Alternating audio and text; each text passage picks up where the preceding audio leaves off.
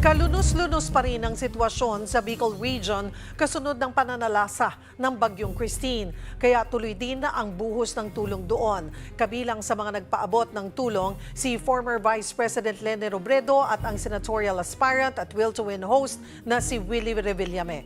Narito ang report. Mistulang lawa pa rin ang aming nakita sa paglipad namin patungong Naga City nitong Sabado. Makikitang marami pa ring mga kabahayan, sasakyan at maging mga kalsada at sakahan na lubog pa rin sa baha.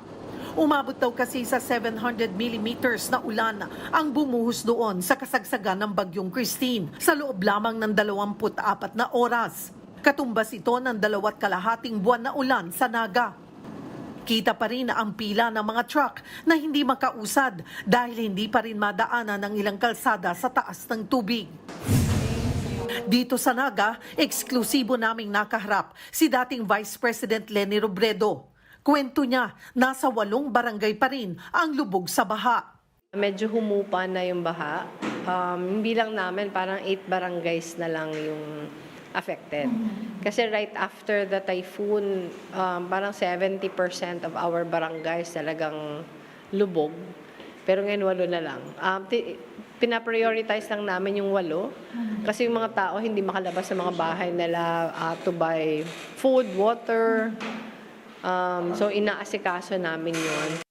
Malaki ang pasasalamat ng dating bise sa mga nagpaabot ng kanilang donasyon para sa muling pagbangon ng Naga. Ngayon na Naga lang, parang mas inaasahan ko mas konti yung magre-respond kasi hindi naman nila kilala yung lugar namin. Pero dahil ang dami nag-respond, hindi lang yon, hindi lang yung pinapadala sa kaya natin, pero yung pinapadala sa office namin sa Manila, office ng Angat Buhay, dun sa Museo ng Pag-asa. Kailangan namin manghiram na ng mga lugar sa neighbors namin sa dami din ng goods na pinapadala. So, parang nakaka-amaze na buhay yung spirit of bayanihan.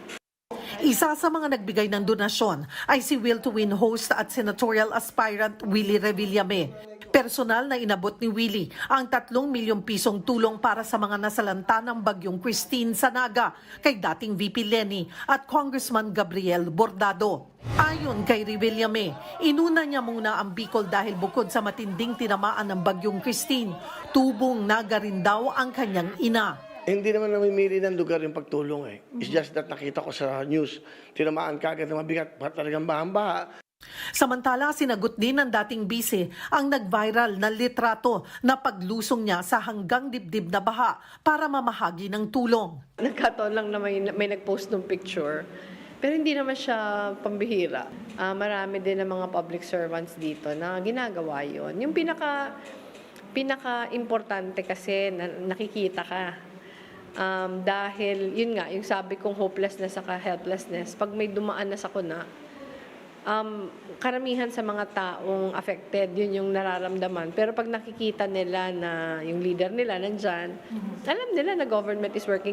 Hindi na rin daw dapat lagyan ng kulay pa ang mga politiko, maging mga kandidato na lumalapit sa kanya at nagbibigay ng tulong.